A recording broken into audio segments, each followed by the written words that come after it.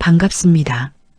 오늘도 제 이야기를 찾아주신 여러분, 진심으로 환영합니다.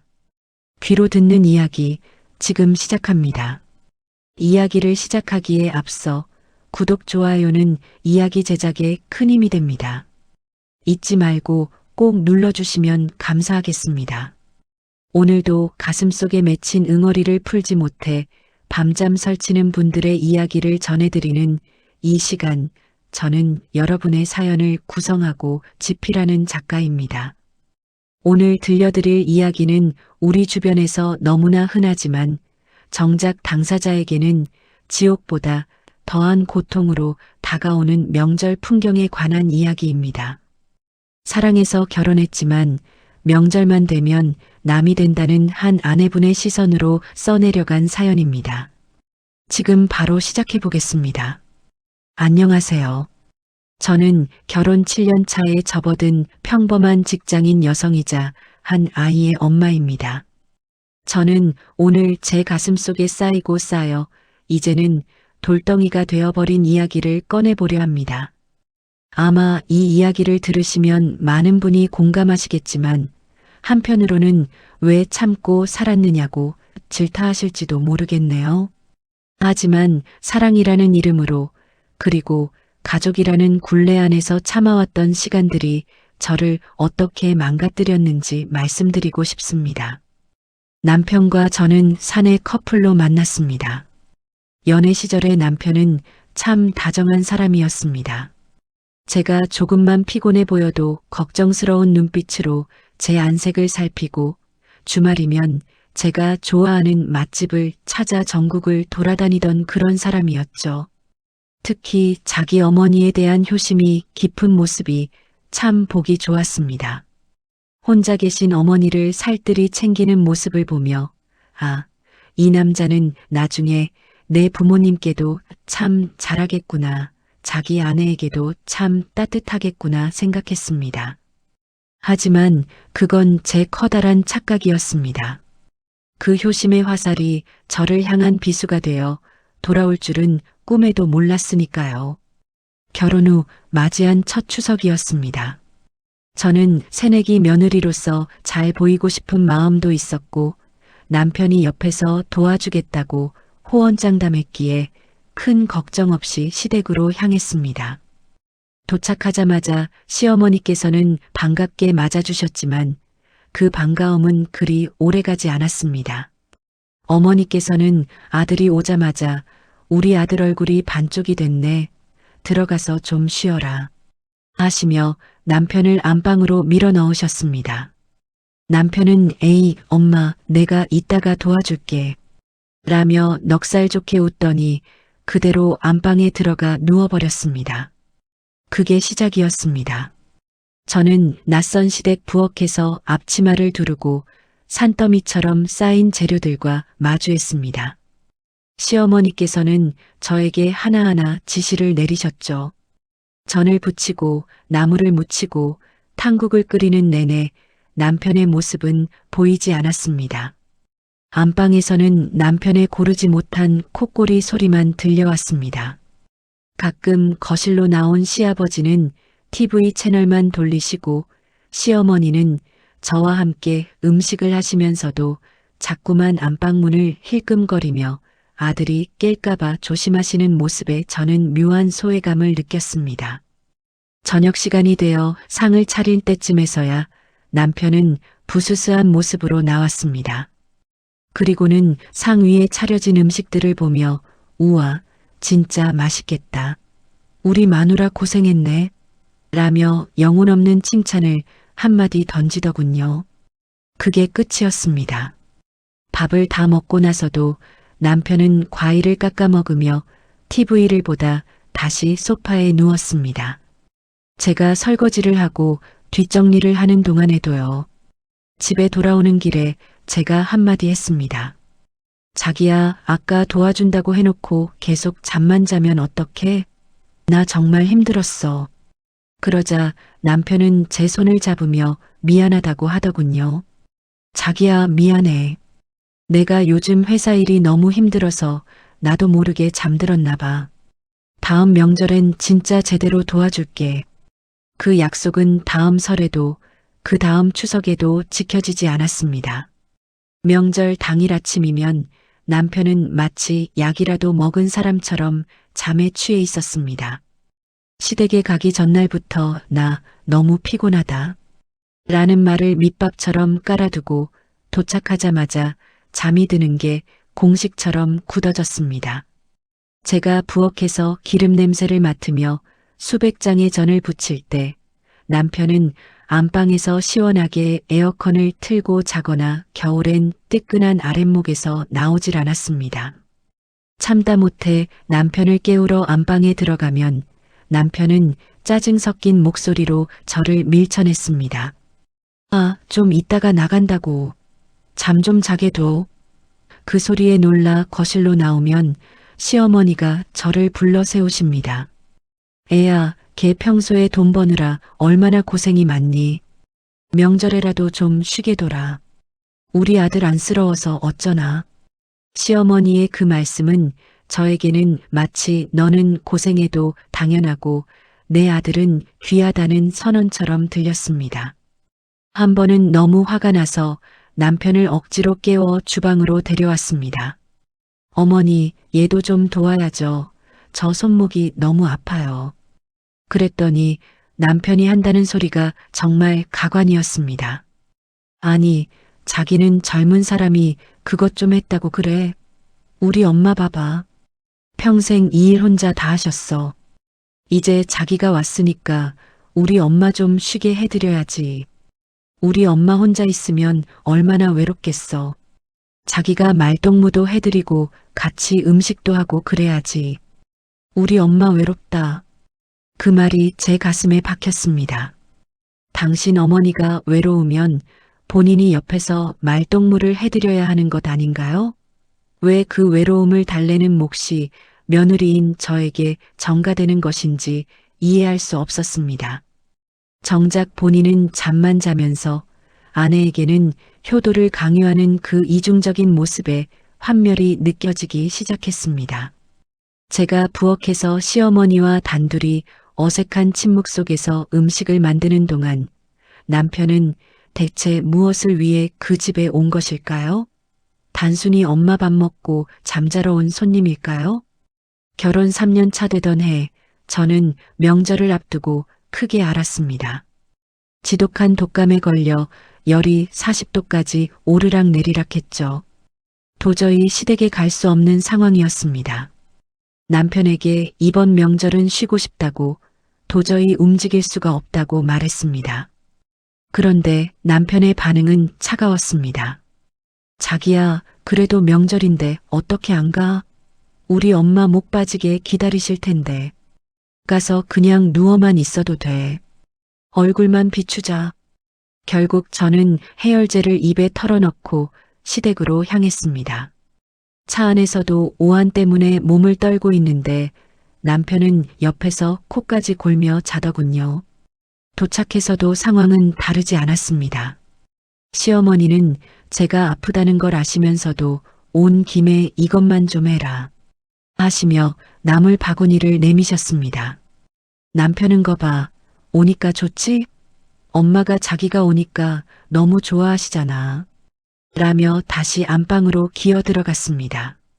그날 저는 열이 펄펄 끓는 채로 부엌 바닥에 앉아 나물을 다듬었습니다.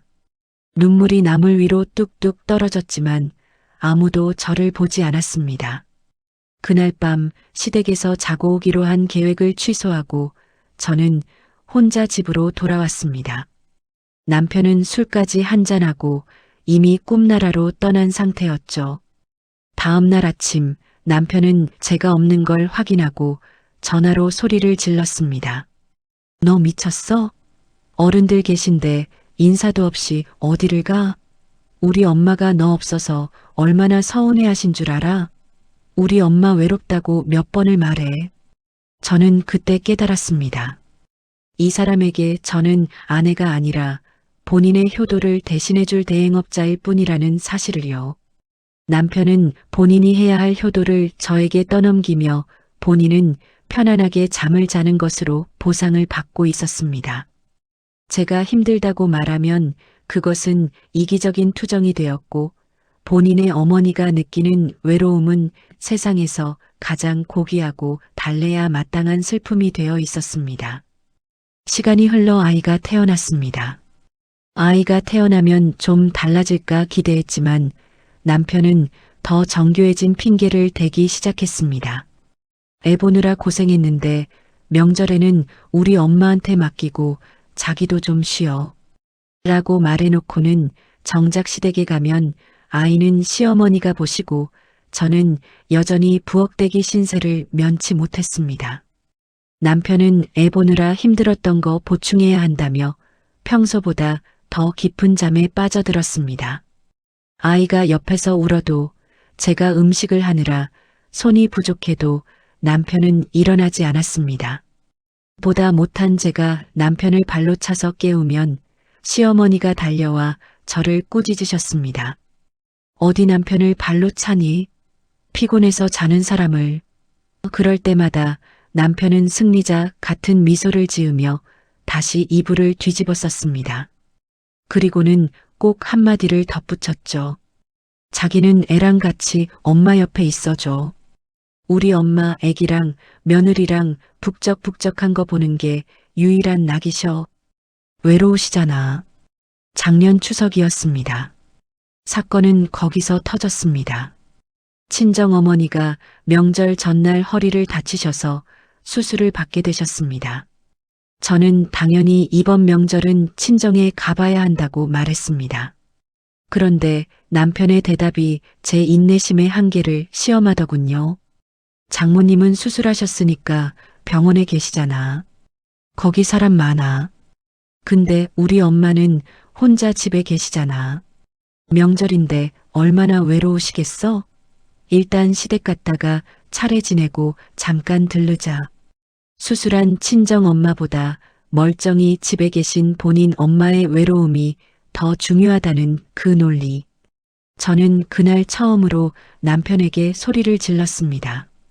당신 엄마만 사람이야? 우리 엄마는 병원에 누워 계시는데 어떻게 그런 소리가 나와?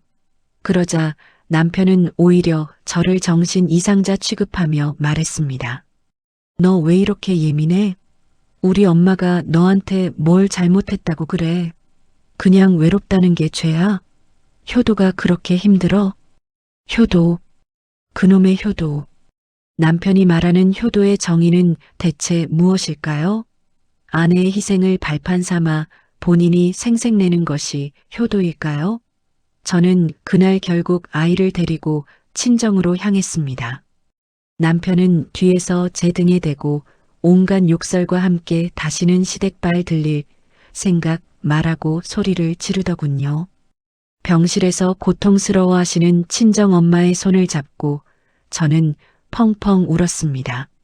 엄마는 오히려 제 걱정을 하시며 시댁에 가봐야 하는 것 아니냐고 물으셨습니다. 그 착한 엄마의 목소리가 제 심장을 갈기갈기 찢어놓았습니다. 연휴가 끝나고 집에 돌아온 남편은 저와 한마디도 섞지 않았습니다. 그리고 며칠 뒤 시어머니로부터 장문의 메시지가 왔습니다. 내용인즉슨 명절에 며느리가 오지 않아 동네 사람들 보기 창피해서 얼굴을 못 들고 다녔으며 남편이 밥도 못 얻어먹고 잠만 자는 모습이 너무 안쓰러웠다는 것이었습니다. 그러면서 마지막에 이렇게 덧붙이셨더군요. 내 남편 어릴 때부터 외로움 많이 타는 아이였다. 내가 좀 보듬어주지 그러니. 그 모자에게 저는 어떤 존재였을까요? 잠자는 왕자를 지키는 호위무사이자 외로움을 달래주는 광대이며 끼니를 챙기는 식모 그 이상도 이하도 아니었던 겁니다. 남편은 그 후로도 명절만 다가오면 미리부터 이번엔 우리 엄마 외롭지 않게 내가 잘해라 라며 저를 압박하기 시작했습니다. 마치 제가 지난 명절에 저지른 불효를 만회해야 한다는 듯이 말이죠. 저는 이제 결단을 내려야 할 때가 왔음을 느꼈습니다. 이번 설이 다가오고 있습니다. 남편은 벌써부터 시댁에 일찍 내려가자며 들떠 있습니다. 이번에 가서 엄마한테 애교도 좀 떨고 맛있는 것도 많이 해드려. 저번에 자기가 안 와서 엄마 진짜 많이 우셨어. 알지? 우리 엄마 외로운 거 못 참으시는 거. 남편은 여전히 소파에 누워 휴대폰 게임을 하며 저에게 명령하듯 말합니다. 저는 차분하게 대답했습니다. 그래, 이번 설엔 당신 엄마 절대 외롭지 않게 해드릴게. 남편은 제 대답에 만족한 듯 웃으며 드디어 철이 들었냐고 하더군요. 하지만 남편은 모릅니다. 제가 준비한 외롭지 않은 명절이 어떤 의미인지 말이죠. 저는 지금 제 가방을 싸고 있습니다. 그리고 남편에게 줄 아주 특별한 선물을 서류 봉투에 담아두었습니다. 여러분, 제가 이기적인 걸까요? 아니면 드디어 제 삶을 찾으려는 용기를 낸 걸까요? 남편이 그토록 강조하던 그 외로움의 실체를 이번 설에는 본인이 직접 온몸으로 느껴보게 해주려 합니다. 제가 없는 시댁 부엌에서 잠에서 깨어난 남편이 마주할 풍경은 과연 어떤 모습일까요? 그리고 홀로 남겨진 시어머니 곁에서 남편은 과연 본인이 원하던 효도를 다할 수 있을까요? 설 연휴 전날 밤이었습니다. 남편은 여느 때처럼 거실 소파에 대자로 뻗어 코를 골며 자고 있었죠. 저는 그 옆에서 묵묵히 짐을 쌌습니다. 제 옷가지와 아이의 옷, 그리고 아이가 평소 아끼던 장난감 몇 개를 챙겼습니다. 가방을 닫는 지퍼 소리가 유난히 크게 들렸지만 남편은 미동도 하지 않더군요. 아마 꿈속에서도 어머니가 차려준 따뜻한 밥상을 받고 있었을지도 모르겠습니다. 다음 날 새벽 저는 남편을 흔들어 깨웠습니다. 평소 같으면 시댁에 가기 싫어 늑장을 부렸겠지만 그날은 제가 먼저 서둘렀습니다. 남편은 비몽사몽한 눈으로 저를 보더니 웬일이냐며 좋아하더군요. 드디어 우리 마누라가 효부로 거듭나기로 한 거냐며 제 엉덩이를 툭 치는데 그 손길이 그렇게 불쾌할 수가 없었습니다. 우리는 차를 타고 시댁으로 향했습니다. 가는 내내 남편은 옆자리에서 다시 잠들었습니다. 저는 운전대를 잡고 결심했습니다. 오늘이 내가 이 사람의 아내로서 운전하는 마지막 날이 될지도 모른다고요. 시댁에 도착하자마자 저는 남편을 먼저 내려주었습니다.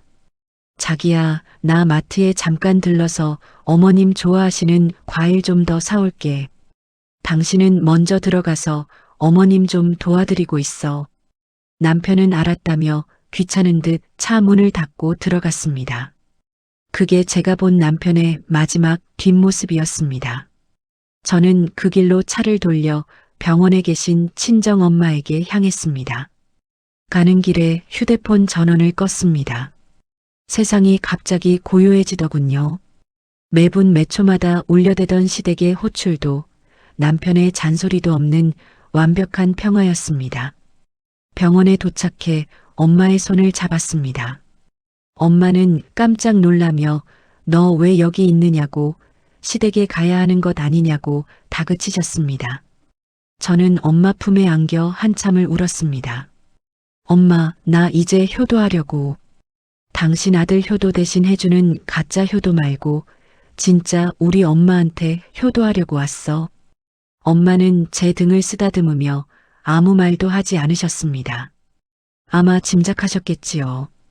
그동안 제 마음이 얼마나 문드러져 있었는지 말입니다. 그 시각 시댁에서는 어떤 일이 벌어지고 있었을까요? 나중에 들은 이야기지만 제가 돌아오지 않자 시댁은 발칵 뒤집혔다고 합니다. 1시간이 지나고 2시간이 지나도 며느리가 오지 않으니 시어머니는 남편을 닥달하기 시작하셨죠. 야, 내 처는 과일 사러 가서 길을 잃었느냐? 전화는 왜 안 받니? 잠에서 덜 깬 남편은 그때야 제게 전화를 걸었겠지만 제 휴대폰은 이미 꺼진 상태였습니다. 정오가 지나고 차례 준비를 해야 할 시간이 되자 상황은 더 심각해졌습니다. 평소 같으면 제가 다 해놓았을 전 부치기며 나물 무치기를 시어머니 혼자 감당하셔야 했으니까요. 시어머니는 허리가 아프다며 남편에게 짜증을 내셨고 남편은 그제야 자기가 직접 부엌으로 들어갔다고 합니다. 평생 손에 물 한 방울 안 묻히고 살던 사람이 무엇을 할 수 있었겠습니까? 기름은 튀고 저는 타버리고 시어머니의 잔소리는 폭격처럼 쏟아졌겠지요. 남편은 그 와중에 제 친구들에게 전화를 돌리고 저희 친정 식구들에게까지 연락을 했다고 합니다. 하지만 친정 식구들은 이미 저와 입을 맞춘 상태였습니다. 다들 모른다고 답했죠. 남편은 아마 미칠 노릇이었을 겁니다. 본인이 그토록 강조하던 외로운 우리 엄마 곁에서 본인이 직접 그 외로움과 고단함을 감내해야 했으니까요. 오후 늦게 저는 휴대폰을 켰습니다. 수백 통의 부재중 전화와 메시지가 쏟아져 들어오더군요. 남편의 메시지는 처음에는 걱정으로 시작했다가 나중에는 분노로 그리고 마지막에는 애원으로 바뀌어 있었습니다. 너 지금 어디야? 미쳤어? 우리 엄마 지금 울고 계셔. 제발 돌아와. 내가 잘못했어.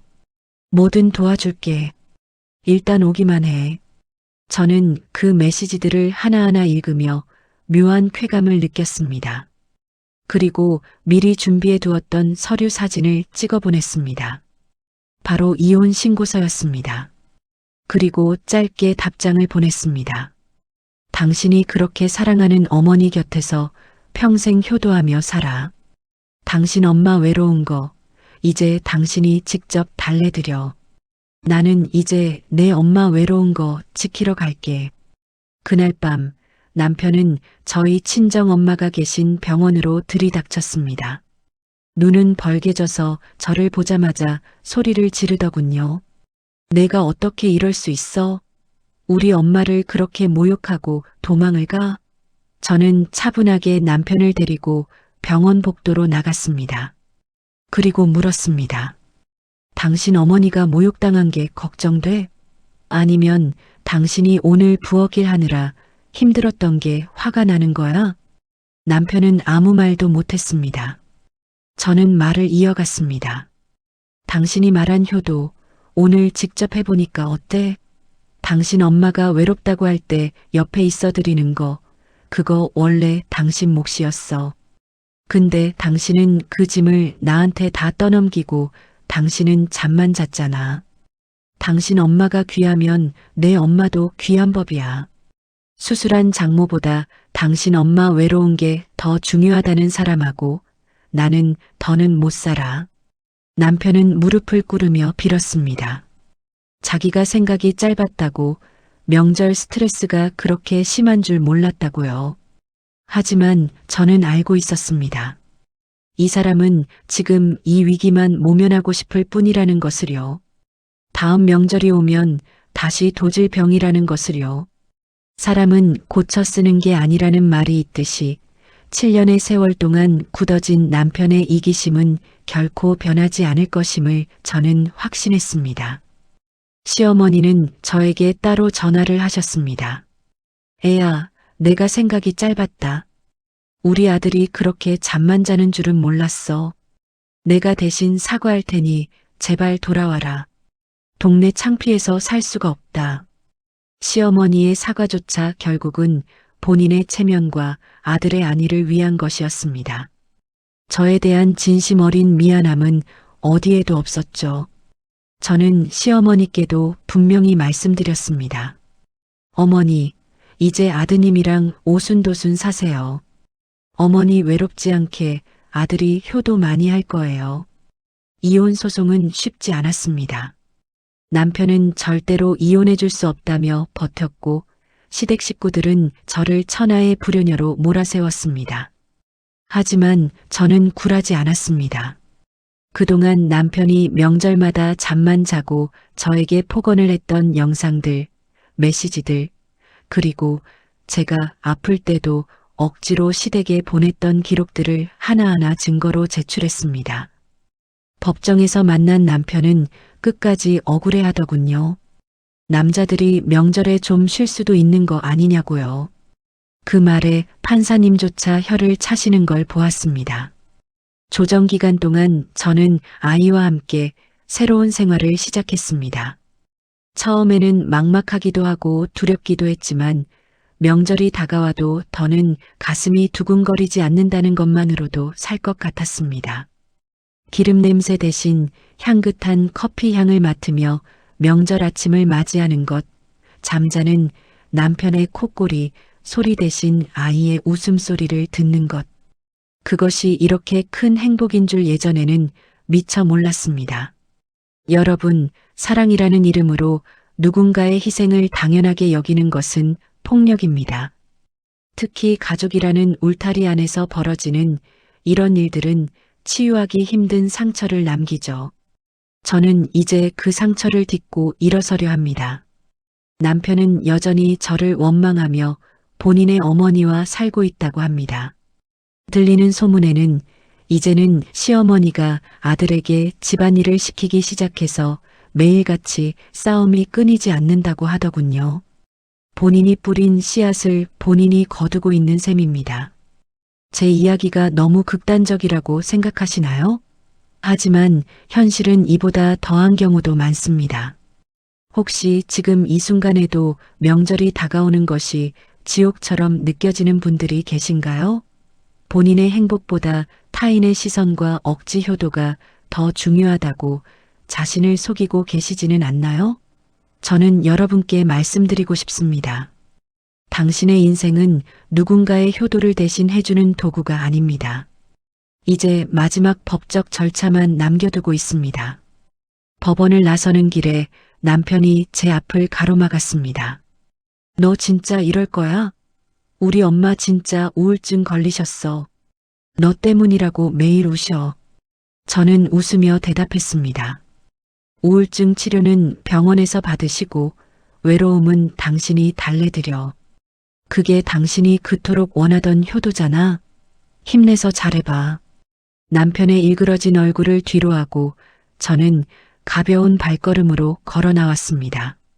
하늘은 눈부시게 푸르렀고 바람은 시원했습니다.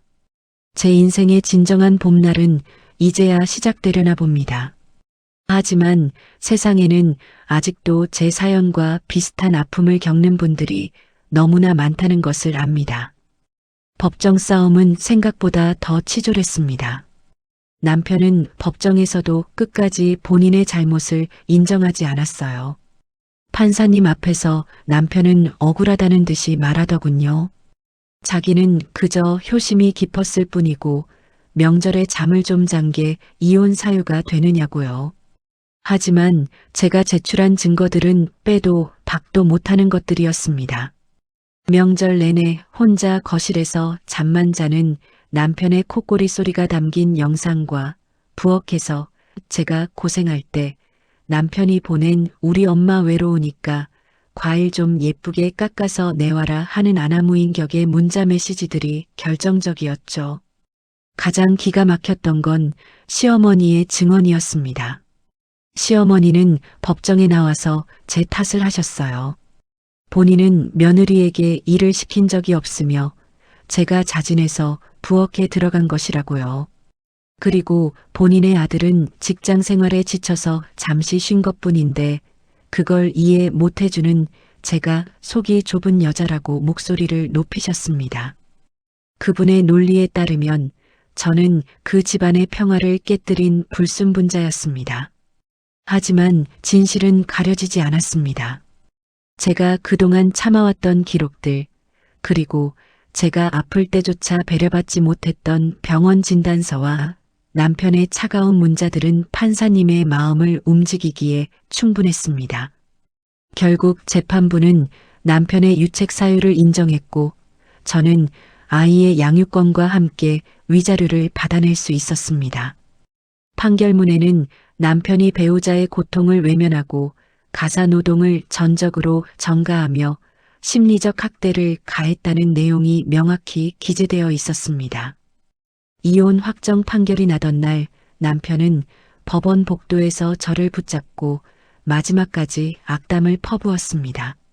너 혼자 잘 사나 보자. 애 데리고 고생 좀 해봐야 정신 차리지. 하며 독설을 내뱉더군요. 저는 그저 말없이 웃어주었습니다. 당신이 걱정해야 할 건 내가 아니라 당신 곁에 남겨진 당신 어머니의 그 깊은 외로움 아니냐고 물었죠. 남편의 얼굴이 불그락 푸르락 변하는 걸 보며 저는 뒤도 안 돌아보고 걸어 나왔습니다. 그 후의 삶은 생각보다 훨씬 평온했습니다. 명절이 되면 저는 더는 기름 냄새를 맡지 않아도 되었어요. 아이와 함께 친정 엄마를 모시고 가까운 곳으로 여행을 가거나 집에서 맛있는 음식을 시켜 먹으며 영화를 보았습니다. 친정 엄마는 제 손을 잡으며 연신 미안하다고 하셨습니다. 진작에 말하지 그랬느냐고, 혼자 얼마나 힘들었겠느냐고요. 엄마의 그 따뜻한 한마디면 충분했습니다. 제 상처는 그렇게 조금씩 아물어가고 있었습니다. 반면 남편의 삶은 제가 예상한 대로 흘러갔습니다. 건너 들려오는 소식에 따르면 남편은 요즘 매일이 전쟁터라고 하더군요. 시어머니는 이제 아들밖에 기댈 곳이 없으니 일거수일투족을 남편에게 의지하기 시작했답니다. 예전에는 며느리가 다 해줬던 일들을 이제는 본인의 귀한 아들이 직접 해야 하는 상황이 온 거죠. 남편은 퇴근하고 돌아오면 쉬고 싶은데 시어머니는 나 너무 외롭다. 나랑 대화 좀 하자. 밥 좀 차려라 하시며 남편을 놓아주지 않는다고 합니다. 남편은 이제야 본인이 제게 했던 그 외롭다는 말이 얼마나 무거운 짐이었는지 깨닫고 있겠지요. 한 번은 술에 취해 밤늦게 전화를 걸어왔습니다. 혀 꼬부라진 소리로 미안하다며 그때 자기가 너무 철이 없었다고 울먹이더군요. 자기가 직접 엄마를 모셔보니 숨이 막혀 죽을 것 같다고요. 저는 그 전화를 냉정하게 끊었습니다. 본인이 선택한 효도이고 본인이 그토록 지키고 싶어 했던 어머니의 외로움이니까요. 이제 와서 힘들다고 징징대는 그 모습이 참으로 가련하고도 한심했습니다. 시어머니 역시 아들과의 갈등이 깊어지자 저에게 다시 연락을 시도했습니다. 너만한 애가 없었다. 내 아들이 저렇게 힘들어하는데 내가 와서 좀 도와주면 안 되겠느냐는 상식 밖의 소리를 하더군요. 저는 어머니께 단호하게 말씀드렸습니다. 어머니, 이제 저는 어머니 며느리가 아닙니다. 아드님과 행복하게 지내세요. 저는 이제 직장에서도 인정받으며 제법 안정적인 생활을 하고 있습니다. 아이는 밝게 자라주었고 저를 힘들게 했던 그 명절의 악몽은 이제 희미한 옛 기억이 되었습니다. 가끔 명절 전날 마트에서 산더미처럼 제수용품을 카트에 담는 여성들을 보면 가슴 한구석이 아릿해집니다. 그분들 중에 저처럼 소리 없는 눈물을 흘리는 분들이 없기를 간절히 바랄 뿐입니다. 그런데 얼마 전 생각지도 못한 일이 벌어졌습니다. 남편이 저희 집 앞으로 찾아온 거예요. 예전에 당당하던 모습은 온데간데였고 초췌하기 짝이 없는 모습으로 말입니다. 남편은 제 앞에 무릎을 꿇었습니다. 그리고 충격적인 이야기를 털어놓았습니다. 시어머니가 쓰러지셨는데 병간호할 사람이 아무도 없다는 것이었습니다.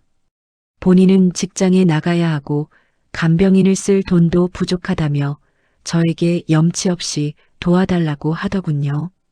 여러분, 이 상황에서 저는 어떤 선택을 해야 할까요? 한때는 사랑했던 사람의 비참한 부탁을 들어줘야 할까요? 아니면 매정하게 뿌리쳐야 할까요? 남편은 여전히 저를 착한 사람으로 믿고 싶어 하는 눈치였습니다. 자기가 잘못한 건 알지만 그래도 사람 도리라는 게 있지 않으냐며 저를 압박하기 시작했습니다. 그놈의 사람 도리, 효도, 외로움. 그 지긋지긋한 단어들이 다시 제 주변을 맴돌기 시작한 겁니다. 제가 남편의 이 뻔뻔한 부탁에 어떻게 대응했는지, 그리고 그 과정에서 밝혀진 또 다른 소름 끼치는 진실은 무엇인지 궁금하지 않으신가요? 남편이 저를 찾아온 진짜 이유가 단순히 병간호 때문만은 아니었다는 사실을 알게 되었을 때 저는 정말 온몸의 피가 거꾸로 솟는 기분이었습니다. 남편이 제 집 앞에서 무릎을 꿇고 눈물을 흘리던 그날, 사실 제 마음이 아주 조금은 흔들렸습니다. 아무리 미워도 한때는 제 아이의 아빠였고 시어머니 역시 한때는 제 가족이었으니까요. 하지만 남편의 입에서 나온 사람 돌이라는 말에 저는 정신이 번쩍 들었습니다. 본인은 정작 아내에게 도리를 다하지 않았으면서 저에게만 도리를 강요하는 그 뻔뻔함이 소름 끼쳤거든요. 저는 일단 남편을 돌보내고 뒷조사를 시작했습니다. 남편이 말한 병원을 수소문해 보니 시어머니가 입원하신 건 맞았습니다. 하지만 남편이 말한 것처럼 위독한 상태는 아니었어요. 가벼운 시술 정도로 충분히 회복이 가능한 상태였죠. 그런데 왜 남편은 저렇게 죽을 상을 하고 저를 찾아왔을까 의문이 생겼습니다. 그래서 저는 예전에 친하게 지냈던 시댁 근처 이웃 언니에게 슬쩍 전화를 걸어보았습니다.